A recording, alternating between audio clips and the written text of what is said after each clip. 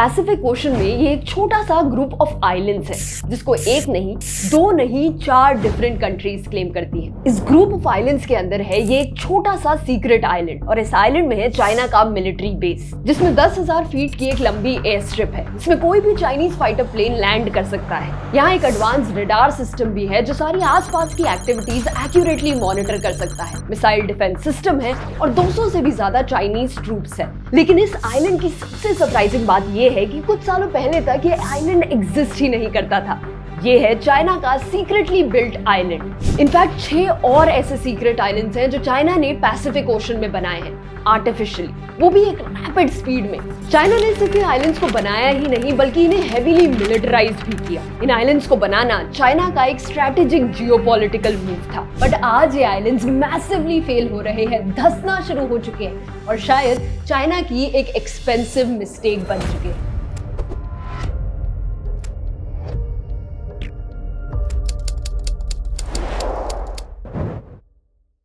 ये आइलैंड्स हैं तो छोटे से, हमारे कॉमन मैप्स में दिखते भी नहीं है, बट इनका जियोपॉलिटिकल सिग्निफिकेंस बहुत बड़ा है, specially because of their location. The disputed South China Sea जो चाइना के नीचे है और वेस्टर्न पैसिफिक ओशन का पार्ट है। इसी साउथ चाइना सी में बनाए हैं चाइना ने ये सारे आर्टिफिशियल आइलैंड्स यहाँ पर अपना कंट्रोल बढ़ाने के लिए, बाय हुक और by crook. Because this sea is extremely important for 3 major reasons. पूरी दुनिया की 1/3 शिपिंग यहीं से पास करती है, carrying over $3 trillion worth of commodities every year. In fact India का भी $200 बिलियन से ज्यादा का ट्रेड यहीं से पास होता है। 15 million barrels of crude oil यहाँ से पास होते थे हर रोज इन 2016। ट्रेड के लिए ये इतना इंपॉर्टेंट रूट है कि इसे दुनिया का 2nd मोस्ट यूज्ड सी लेन भी माना जाता है। ऑयल और नेचुरल गैस जैसे इंपॉर्टेंट रिसोर्सेज की यहाँ अबंडेंस है। 11 billion barrels of oil exist here.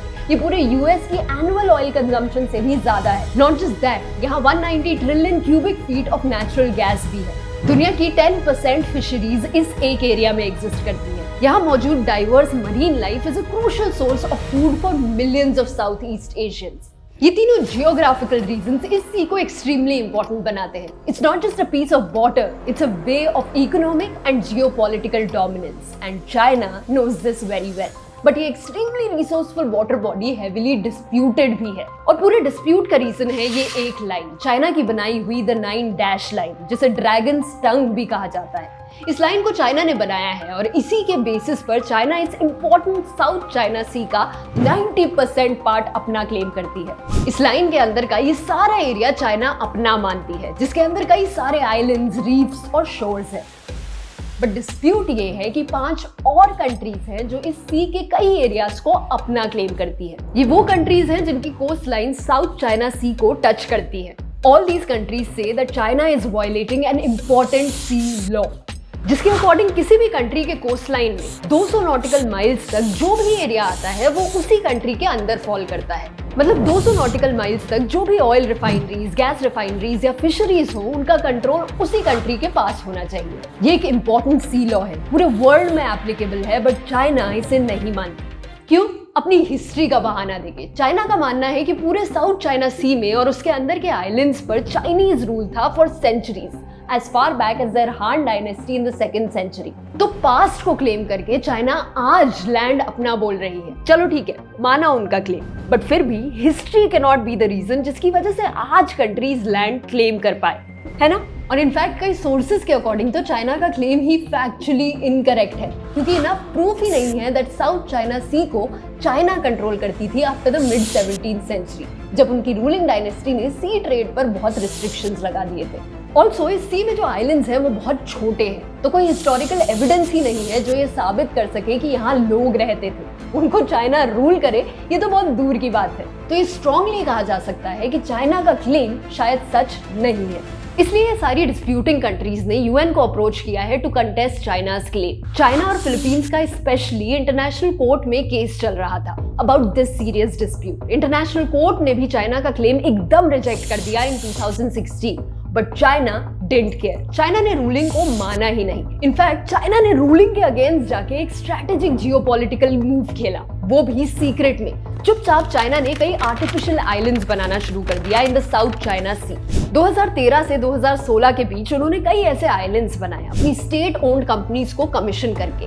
ये कंपनीज कई शिप्स भेजती थी इस सी में सैंड कलेक्ट करके आइलैंड्स बनाने के लिए। 2014 की ये सैटेलाइट फोटो देखें, इसमें दिख रहा है कि कैसे चाइनीज शिप्स आइलैंड्स के पास सैंड कलेक्ट कर रही थी। इस दूसरी इमेज में we can clearly see the ships rapidly pumping sand onto the sea to build these islands.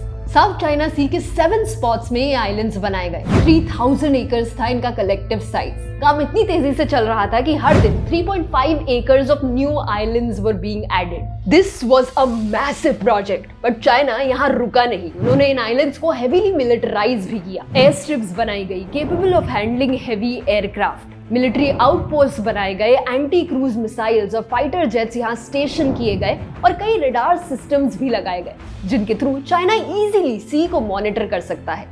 यही नहीं, इन आइलैंड्स में ammunition bunkers, fuel storage facilities और कई एडमिनिस्ट्रेटिव बिल्डिंग्स भी खोली गई। ये था चाइना का डीवियस प्लान अपनी टेरिटरीज बढ़ाने का और साउथ चाइना सी में अपना कंट्रोल एस्टैब्लिश करने का। बट आज ये प्लान मिजरेबली फेल होता दिख रहा है, क्योंकि रिपोर्ट्स के अकॉर्डिंग चाइना के बनाए इन आइलैंड्स में बहुत हालत खराब है। कंक्रीट टूटने लग गई है, नींव ही कमजोर पड़ चुकी है। जो सैंड खोद के आइलैंड्स बनाने में यूज हुई थी वो आज करोड़ होती जा रही है। हेवी स्ट्रक्चर्स का भार ही नहीं ले पा रही है। ट्रॉपिकल क्लाइमेट की वजह से यहाँ के इंफ्रास्ट्रक्चरल बिल्डिंग्स भी डिटोरिएट हो रही है। चाइना के सीक्रेट आइलैंड्स एक बहुत एक्सपेंसिव एक्सपेरिमेंट बनकर रह गए हैं, जो कि शायद शुरू से ही डूम्ड थे to fail.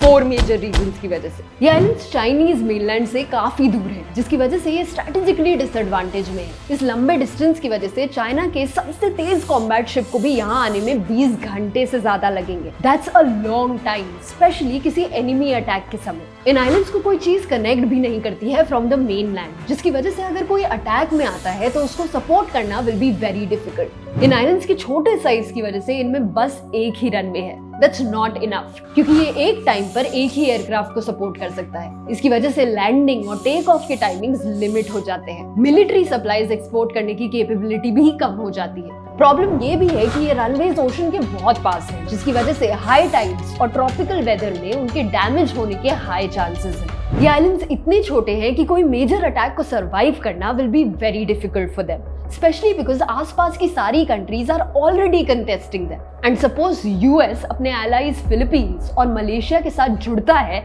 To combat China, then कहीं से भी अटैक हो सकता है। और क्योंकि ये सारे आइलैंड्स आर्टिफिशियली बनाए गए हैं, तो यहाँ कोई वेजिटेशन भी नहीं है जहाँ शेल्टर मिल सके इन टाइम्स ऑफ अटैक। एक और चीज, अगर कोई अटैक यहाँ की एयर स्ट्रिप्स पर होता है तो एक भी रनवे नहीं बचेगा जहाँ से आइलैंड्स को एग्जिट कर सके। अब सबसे important point, lots of marine life was killed because of these islands. Sand निकालने के चक्कर में बहुत सारे कोरल रीफ्स और लगून्स डिस्ट्रॉय हो गए। These are important marine lives. किसी भी फ्लडिंग को रोकने के लिए ये ऑर्गेनिजम्स बहुत जरूरी होते हैं, बट आर्टिफिशियल कंस्ट्रक्शन करके चाइना ने अपने इन आइलैंड्स की नींव को ही कमजोर कर दिया। यही नहीं, जो फिशरीज इस जगह की एक मैसिव स्ट्रेंथ थी वो भी रैपिडली डिक्रीज हो रही है। कंस्ट्रक्शन की वजह से बहुत सारी मछलियों की जान गई, बाकी फिशरीज में प्रेशर बढ़ा और यहाँ तक कि लोगों के फूड सोर्स को भी इम्पैक्ट हुआ। ये आइलैंड्स चाइनीज टेरिटोरियल एक्सपेंशन का एक क्लासिक एग्जाम्पल है, क्योंकि कई कंटेस्टेड एरियाज में चाइना ने ट्रूप्स भेजकर, मिलिट्री एस्टैब्लिशमेंट्स बनाकर, रोड्स और फोर्ट्स क्रिएट करके अपना कंट्रोल इंक्रीज किया है।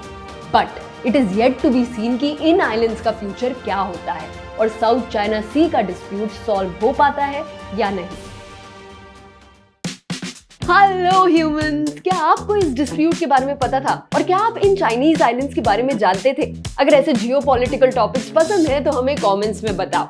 वीडियो को लाइक करो, शेयर करो और हमारी बियॉन्ड बॉर्डर सीरीज की बाकी वीडियोस को हमारी प्लेलिस्ट में देखो। और हाँ, हमें अपना वैल्यूएबल टाइम देने के लिए a huge thanks to you.